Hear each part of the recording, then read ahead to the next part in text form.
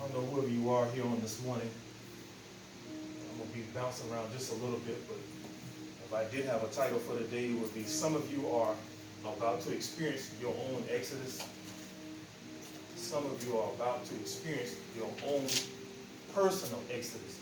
Meaning you're about to shift rather physically and mentally, or you're about to take on one or the other. You're about to experience one of those or both of those type of shifts. And when you experience this now, this is going to be something, and it's all strategic. This is all part of the Lord's plan because as we heard on last week, the Lord will use strategy to get you to a place where He desired or has purpose and plan for you to be from the foundation of the world. He already went forth.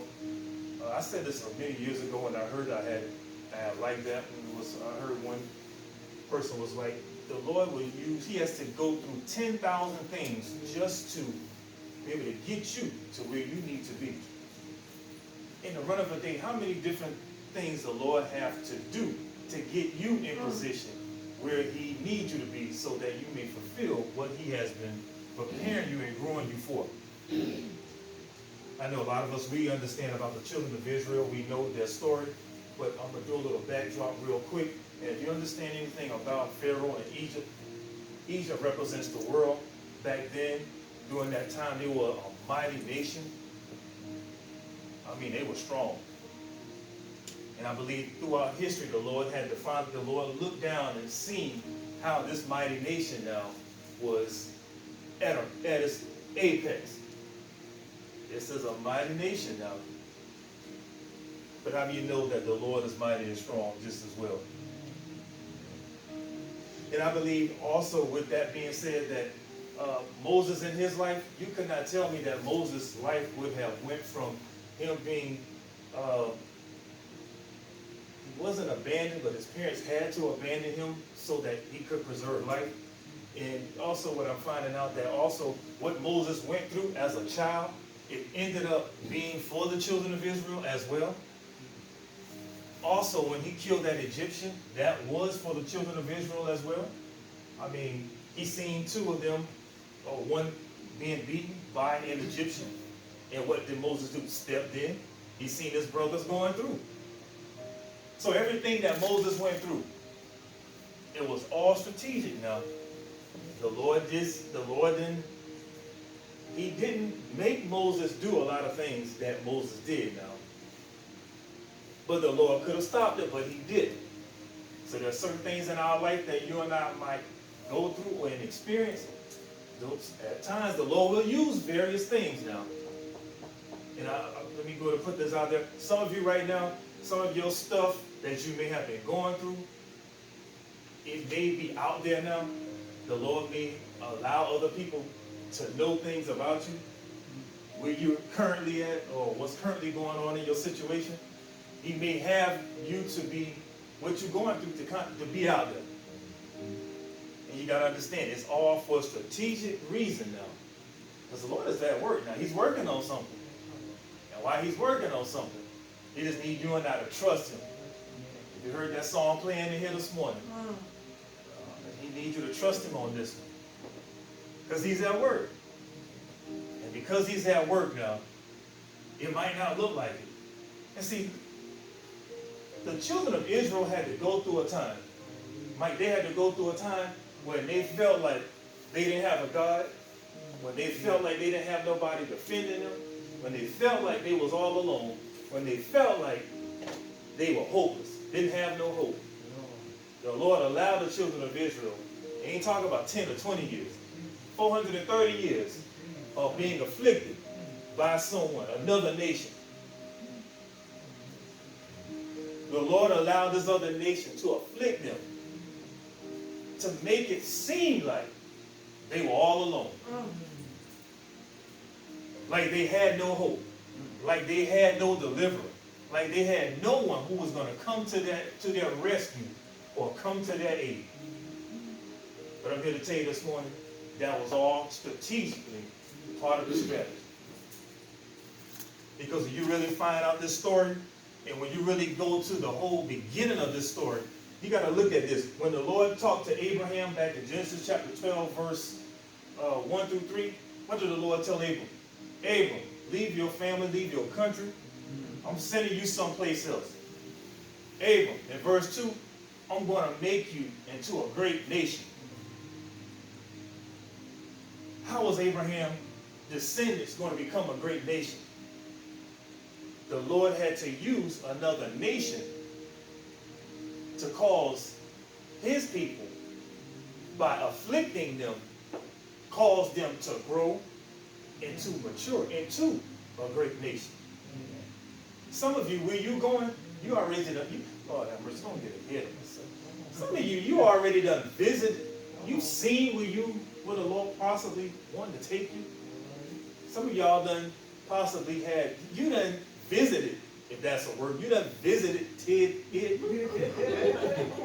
Some of you done kind of had a glimpse, you've seen it. And, right now, just like the home that we live in right now, I was, working for the city of Hinesville, and you could not tell me that the home we live in right now, that years later, we would be in that home.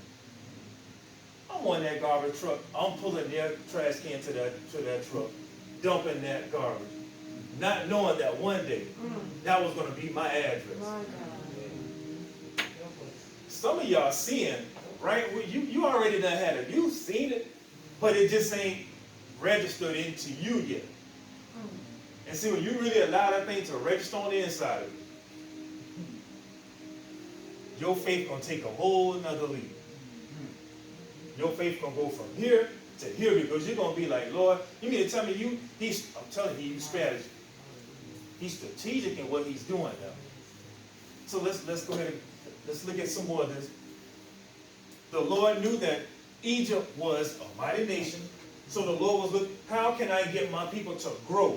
How can I get my people to that place that I already desire for them to be? Well, we're going to use another great nation to afflict them. I know that don't sound common. That sounds foolish, because really, what happened? What takes place in a time of affliction? Well, the scripture letting us see growth and increase. And see, the scripture says the more Pharaoh afflict them, they multiplied. So the Lord was basically that affliction. Now we can understand why David said it was good that I was afflicted. It made sense now, because now we hear what David said, but now we got something in scripture to also see what happened. That affliction caused the children of Israel to now go from 75 that went to Egypt by way of Joseph. And look at this, follow me now. How in the world the Lord told Abram in the 15th chapter of Genesis, Abram, your descendants are going to be strangers in another land. But I'm going to bring them out. I'm going to bring them out, but they're going to be strangers first. So look at how the Lord already knew. See, the Lord wasn't waiting for it. He already prepared for it. Some of y'all think that he ain't waiting for it. The Lord is already prepared for whatever it is that, see, you probably waiting on it. The Lord already got everything prepared. It's in place. He just needs you to trust him as you're still moving forward, because everything is in place. Because it's strategy. Already got the right people in place. Already got the right resources in place. Everything that you're going to need to fulfill what I already purpose and want you to fulfill, it's in place. I need you in place. And see, when you're in place now, you're going to collide right with everything that the Lord has for you. And it's so very important, because as we see now through this story, that not only did the Lord allow affliction, it says that it was rigorous on them, to where the Lord heard their cry, and he finally looked down, and he looked upon his people, because he heard what they were going through. So now we can understand why Moses' life had to go through what it went through, even as a child. When his mother had to put him in that ark, place him in the river amongst the reeds, until what? The right person came by, scooped him up. And look at how bad the Lord is. And take this from this. We talking about this story, but this story is truthfully, we talking about how awesome the Lord is. how strategic, how his aim, how his goal is. Because he's moving, he's working. So we see how the Lord allowed, he looked and saw an awesome nation in Egypt. But the Lord said, you know what? I'm going to see how bad they are. I'm going to smuggle my servant in there. They think they bad. Serena, he thought it was bad. But the Lord smuggled Moses right on in. And look at how the Lord did it. By bringing Moses and allowing Pharaoh's daughter to grab the Lord's servant, the one who he's smuggling in. Pharaoh's daughter going to get him. And then going to turn and tell Moses' mama, now raise him up and then give him back to him. Just like the Lord. The Lord is now, here's what the Lord was doing. The Lord was now showing Pharaoh in Egypt, spiritually the Lord was just running circles around him. But when we slow it down, you know how that, when things move fast, you won't see everything, but when they slow the tape down, you can see all the little stuff that's in the middle. That's what we're doing right now. Because see, what we're doing now, we're able to see all how things was going and happening during that time. So the Lord was saying, you know what, Pharaoh? I'm so bad, I'm going to cause you to raise up my servant by using your influence and by using your resources and all your schooling and everything to get my servant where I want him to be. I'm showing you how bad. See, my people look like they don't got it, God. They look like they don't got it delivered. They look like they don't got no help right now. It looks that way. See, right now, wherever we might be right now, it might look like you don't got no help. It might look that way. But that's not the case. No, because the Lord sees everything. And because he sees everything, you better believe he's right there taking notes.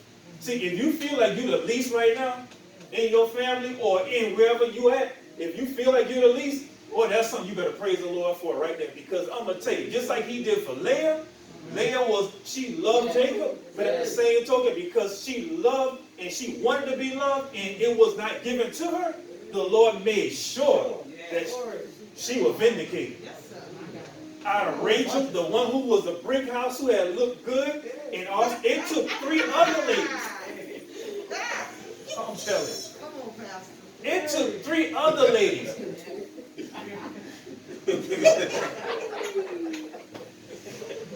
Y'all messing me up. Good Lord. Y'all know that song, Break House. Y'all know that. What that man say? Hey, Chris, he had to say, ow, hey. But let me do you one better. What did he say? Mighty. Come on, Lady Frazier. Mighty. Boy, I'm trying to tell you. Let me reel myself back in, y'all. I'm telling y'all, because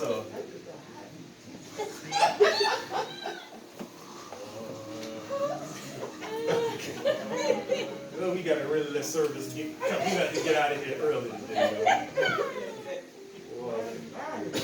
I'm trying to tell y'all, come on now, y'all. Let's get on back in here. Hallelujah. Look at that. Mess up my train of thought.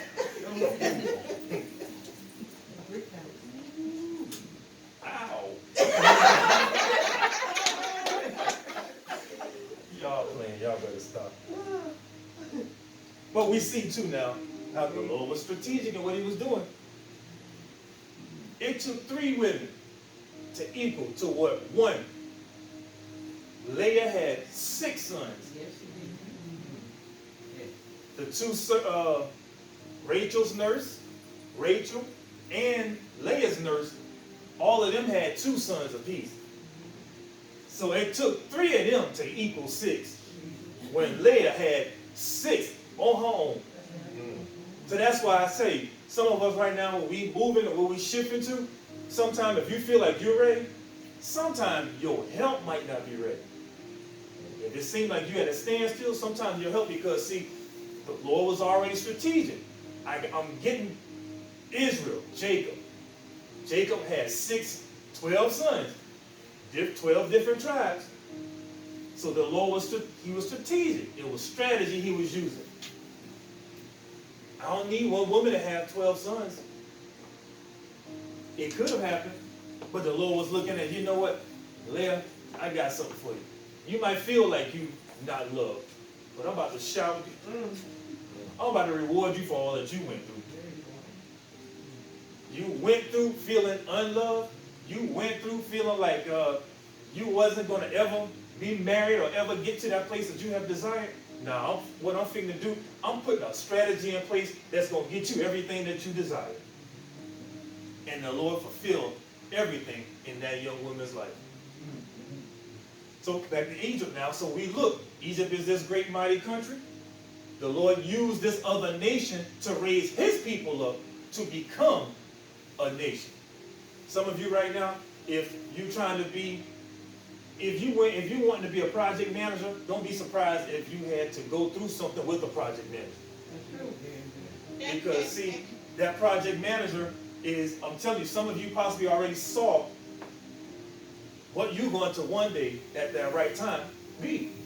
And sometimes your opposition comes from what you're going to be. It's coming because now the fight is there. Come on, David and Saul. Saul was already the king. But the Lord had to get David to see, David, will you still represent me, or will you turn and become like Saul?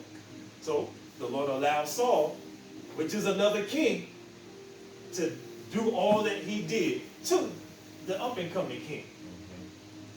See, y'all follow me. I know you are. So you see how various things can come in your life to try to get you to where, and basically it's only trying to get you to a place to cause you to quit, cause you to stop. But that's not the case here.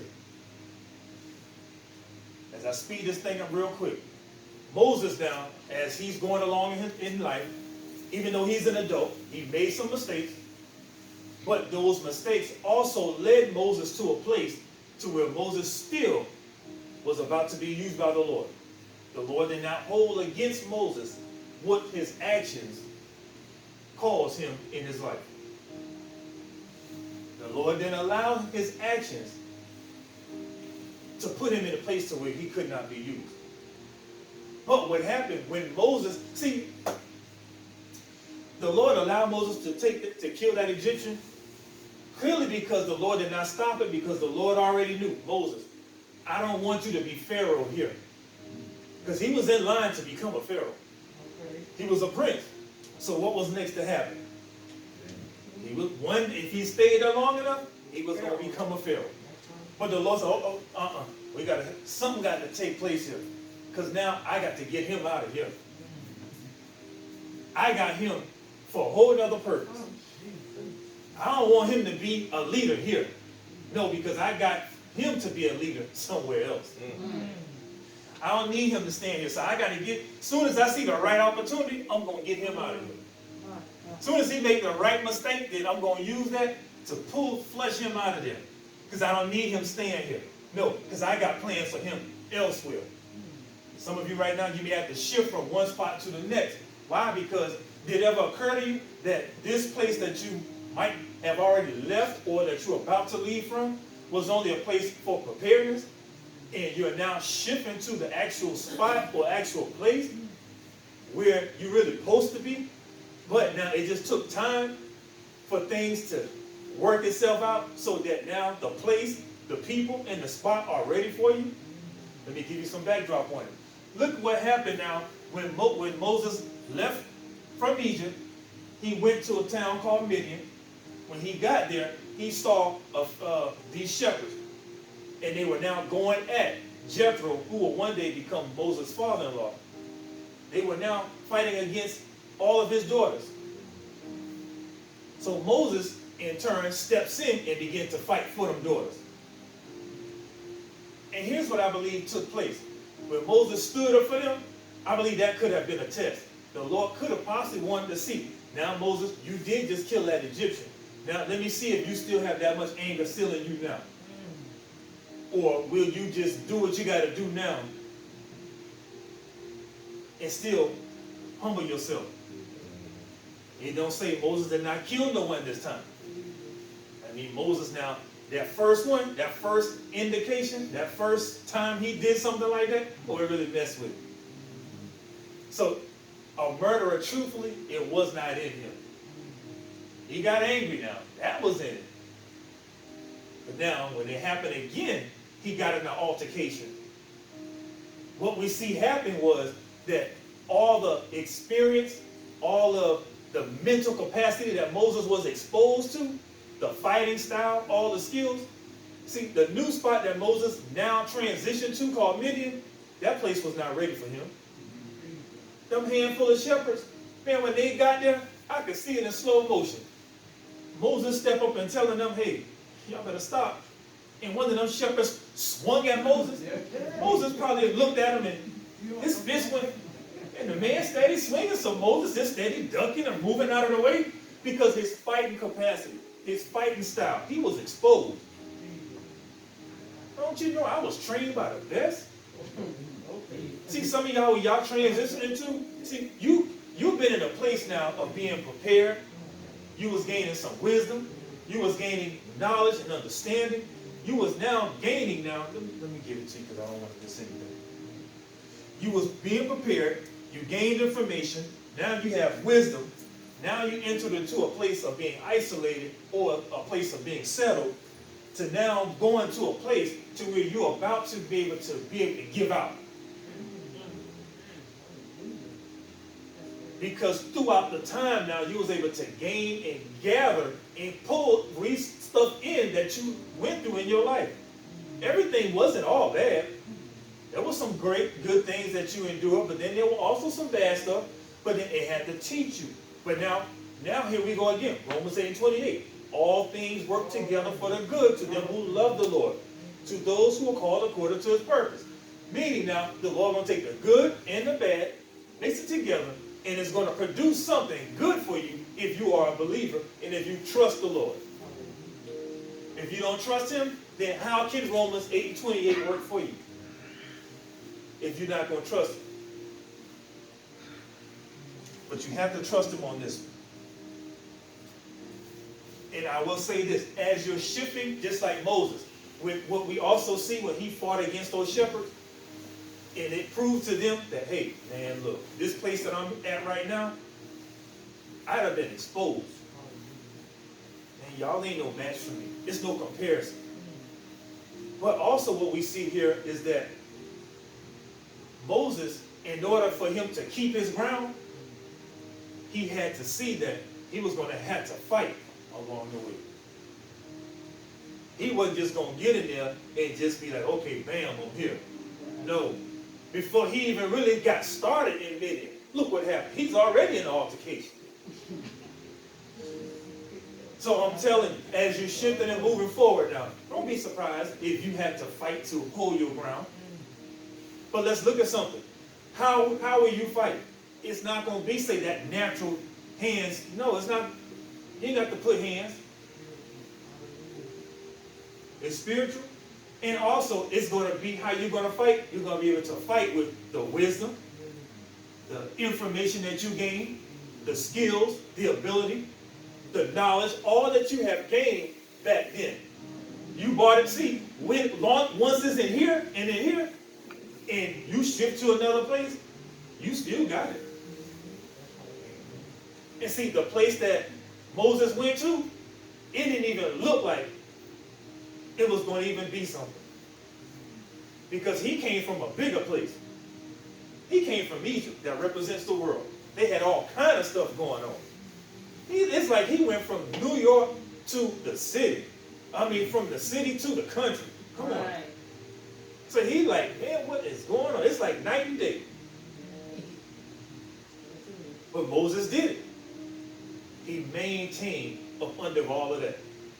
And as he maintained, he kept on moving forward. So some of you right now, you're going to have to keep moving forward. You got to keep pressing on. Because it's possible and it's doable. And matter of fact, it's a strategy for you to look like you don't got no help. Remember, Genesis chapter 12, verse 2, I'm going to make, when the Lord told Abram, I'm going to make you into a great nation. Well, how? Abram, he didn't tell Abram that they was, well, yeah, he did tell them they're going to be strangers. And look at how the Lord did it. By way of a famine, by way of Joseph taking all of them over there in Egypt. But they didn't know later on in life that because they were now in Egypt, that they were going to experience what they was going to go through. Because if you believe, they might would have said, you know what, man, we know what's up the road. We know what's coming. We ain't going. We're going to stay here. We're going to weather this famine. But because they didn't know, they kept on. But see, the Lord has strategy. Some of the things that they went through, it was all because I got to grow you. And I'm increasing you in areas or in places that you don't even see it no more. Your strength is in a place that, see, once you get strength here mentally, man, your capacity is on another level. And that's what happened for Moses. And I'm telling you that strength, that capacity, that skill set, you can't, once it's in you, that ain't going nowhere. That ain't going nowhere.